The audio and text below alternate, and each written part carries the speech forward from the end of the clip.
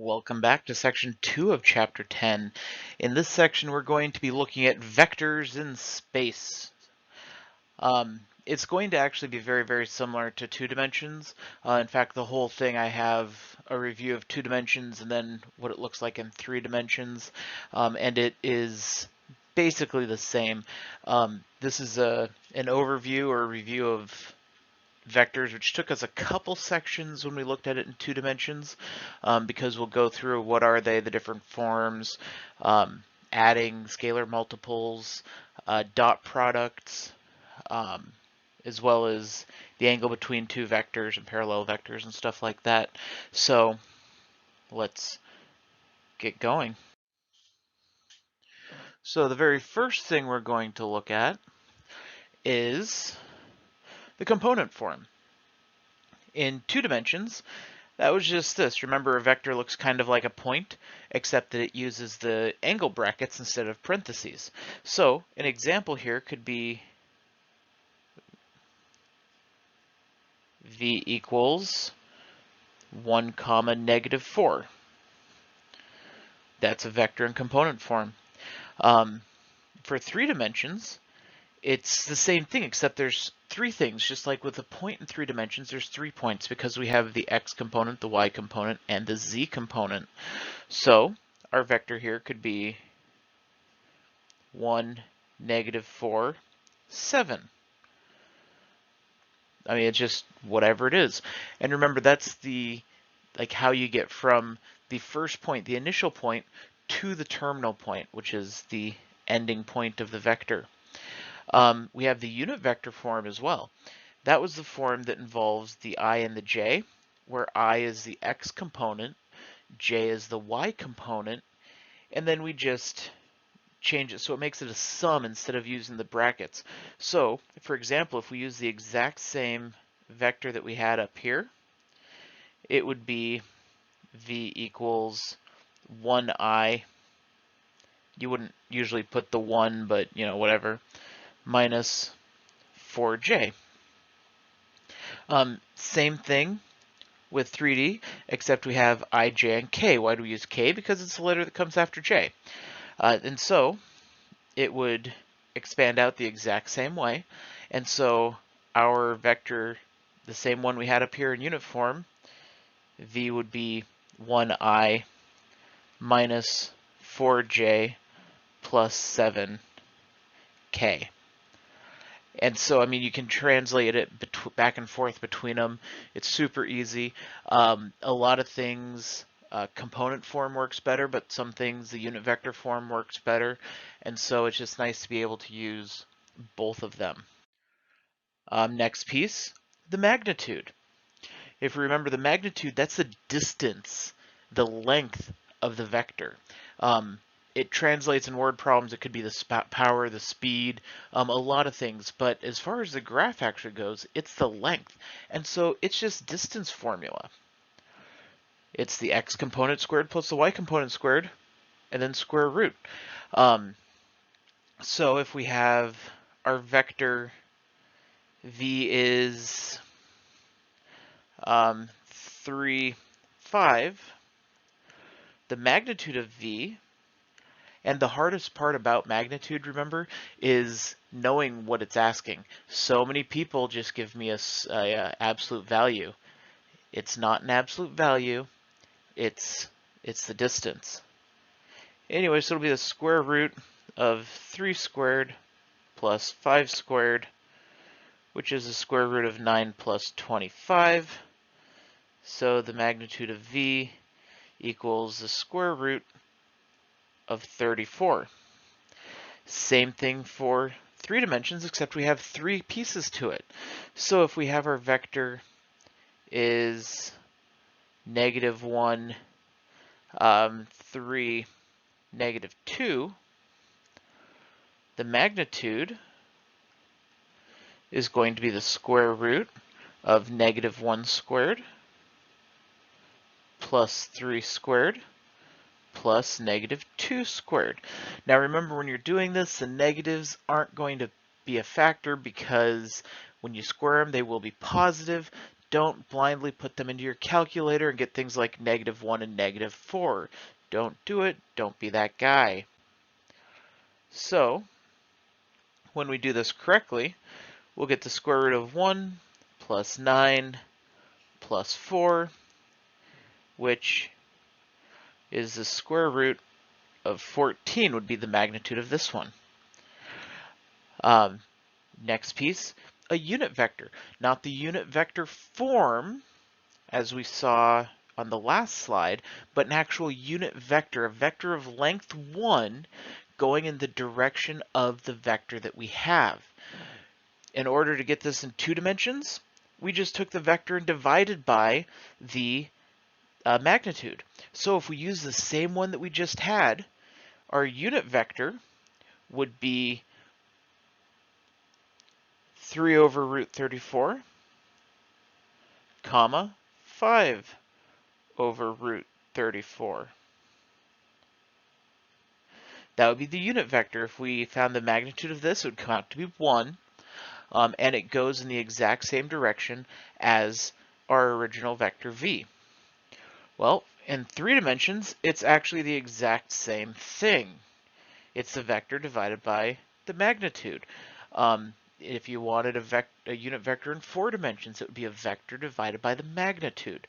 So that doesn't change because the equation doesn't specify what the size of the vector is, unlike, say, the equations for magnitude. We only have 2 things, we have 3 things. And so the unit vector for this one, we're going to have -1 over root 14, comma 3 over root 14, comma -2 over root 14. And that's finding the unit vector, a unit vector in the same direction as a vector.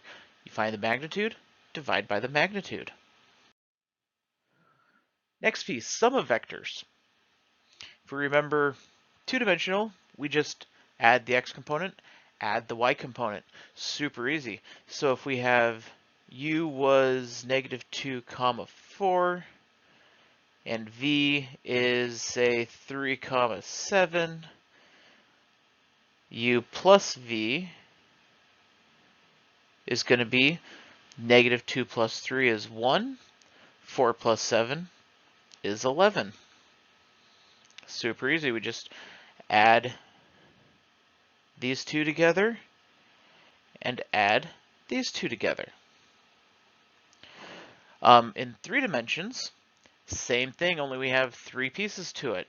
So if we have u equals 3, 7, -4, and v equals -1, 6, -5, u plus v will have 3 plus -1 is 2, 7 plus 6 is 13, -4 plus -5 is -9.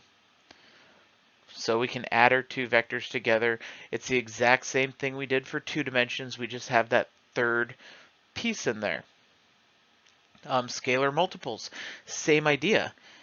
If we have something times a vector, we just distribute it through. So let's say we use the same u from up here. U was -2 comma 4, and we wanted 5u. We would just distribute. 5 times -2 is -10. 5 times 4 is 20. 3 dimensions, same thing. We just have to distribute to all 3 pieces. So if we take, say, the same u, and we want to multiply by -2, let's go -2u. Well, that's going to be 3 times -2 is -6. 7 times -2 is -14, and -4 times -2 is 8. So there's -2u for our 3-dimensional vectors. Again, it happens exactly like the other things. Now the scalar multiples is going to come back in a couple more slides because we're going to use those to figure some other stuff out as well. But first, dot products. The dot product is one of the forms of multiplying. We're actually going to find the other form of multiplying in the next section, or perhaps the fourth section. But the dot product, we take the x components, multiply, take the y components, multiply, then we add those together.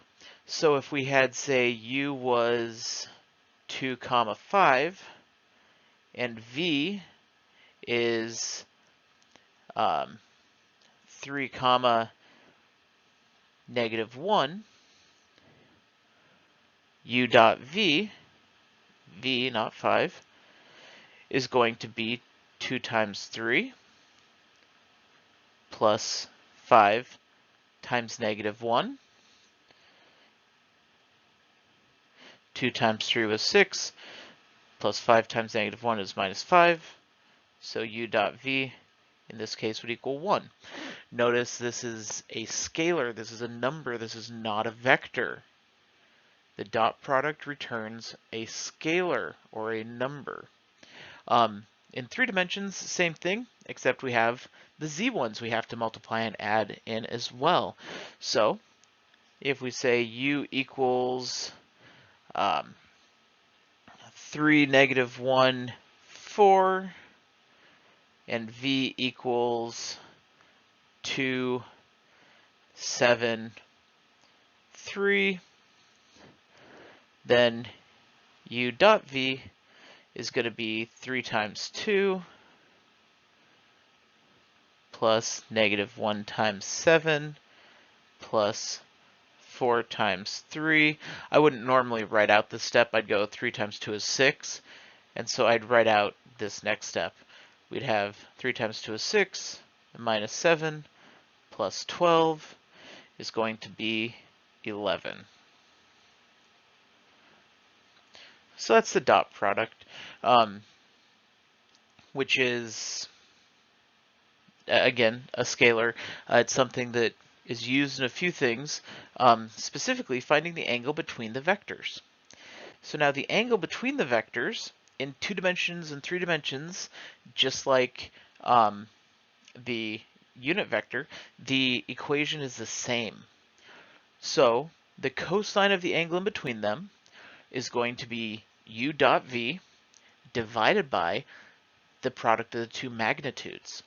So we'd have to find the magnitudes here because we have our dot products for each of these. So we'll use the vectors that we have, find the magnitudes. So here, magnitude of u is going to be the square root of 2 squared plus 5 squared, which is 4 plus 25, which is 29. Magnitude of v will equal the square root of 3 squared plus 1 squared, which is 10. And so here, the cosine of our angle in between them is going to be u dot v, which is 1 over root 29 times root 10. So root 29 times root 10 is going to be some horrible, horrible decimal. Root 29 times root 10. It's going to be 17 point something, blah, blah, blah, blah, blah. We want 1 over that is going to be about 0.0587. So cosine of that is going to be about 0.0587. And then if we want to find the angle, we would do the inverse cosine in radians or degrees, depending on what the problem is asking for. A lot of word problems are going to be in degrees, just because that's what we're used to using more often. So we'll find it in degrees. So we'll go inverse cosine of our answer to get 86.63 degrees. So make sure that you can do this as well. If you have a calculator at home, awesome. Even a scientific calculator can do this stuff. If you don't, but you're using your computer, the TI website is offering a lot of their software for free for the next 6 months because of the situation we're in. So if you go to education.ti.com, you can get some really cool software to play around with for the next few months. All right, so that was 2 dimensions. We've done that. All right, 3 dimensions. First thing we're going to need to do is figure out what our magnitudes are. So we'll have the magnitude of u will equal something. So we have 3 squared plus 1 squared plus 4 squared. That's 9 plus 1 plus 16, which is 26. And we'll have the magnitude of v, which will be the square root of 2 squared plus 7 squared plus 3 squared. That's 4 plus 49 plus 9, which will be 62. So we have the square root of 62. And so we can set it up. Cosine of our angle equals the u dot v, that's the 11. We've already found that, over root 26 times root 62. So we can figure out what that is. I always do the roots first so that I don't accidentally do like 17 divided by root 26 and then multiply that by root 62. So we'll go root 26 times root 62 equals that. We can go 11 divided by that number. Gives us about 2.739 or 2.7397. So cosine of our angle here is about 0.2737-ish. I'm not going to use that number. I'm using what's in the calculator. Just like we always have, inverse cosine of that gives us 74.099 degrees. So let's say 74.1 degrees.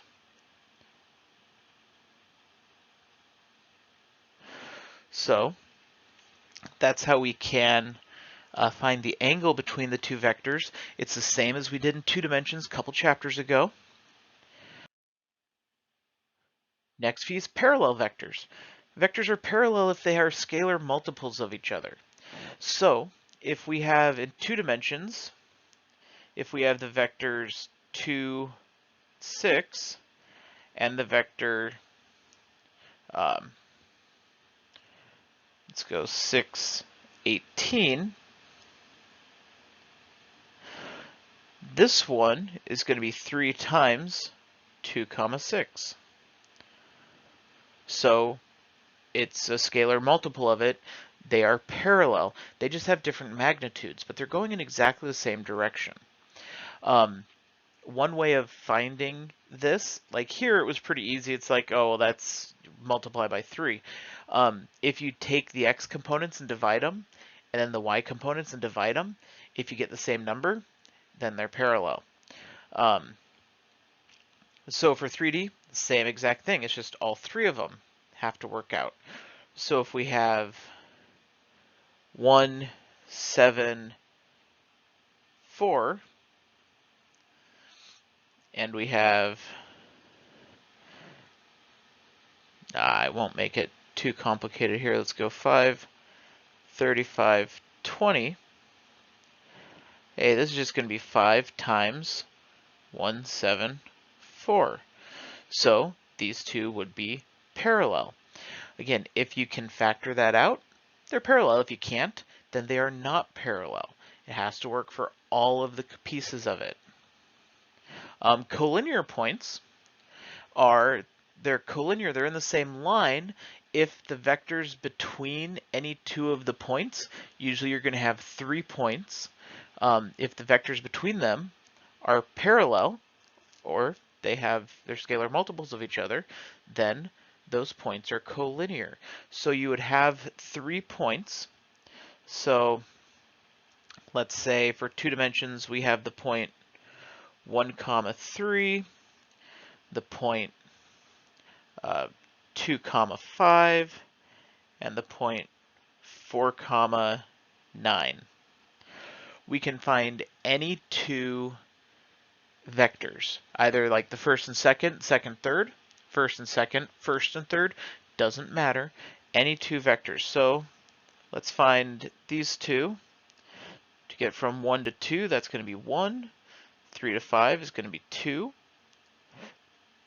And then these ones, 2 to 4 is going to be 2. 5 to 9 is going to be 4. Hey, this one's just 2 times 1 comma 2. So these 3 points are collinear because the two vectors are parallel to each other. For 3 dimensions, same exact thing. We'd have 3 points. So I don't know, negative 2, comma 1, comma 4, 3, comma negative 2, comma 9, and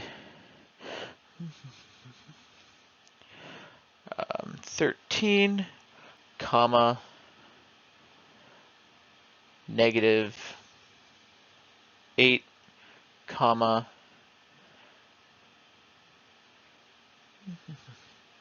let's go 15. So we can find our vectors here. This vector from negative 2 to 3 is going to be 5. From 1 to negative 2 is negative 3. And from 4 to 9 is 5. This one from 3 to 13 is going to be 10. From negative 2 to negative 8 is negative 6. And from 9 to 15 is 6. So in this case, this is 2 times 5.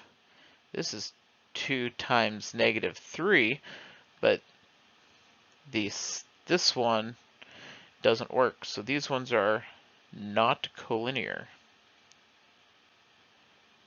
because they're not scalar multiples. Like 10 divided by 5 is 2, negative 6 divided by negative 3 is 2, 6 divided by 5 is not 2. Doesn't matter what it is not 2. So that's how you can tell if they're collinear. Again, it's just scalar multiples. It's the same idea as parallel. And finally, we have terminal points. So a terminal point, if you have an initial point and a vector, find the terminal point. You just add the vector to the initial point. So kind of like what we were doing right up here to find the vector. So from 1 to 2, that was 1. From 3 to 5 is 2. It's actually subtracting. 2 minus 1 is 1. 5 minus 3 is 2. These ones are going to be more if we have an initial point of 2, 7, and the vector is 1, negative 3. What is the terminal point?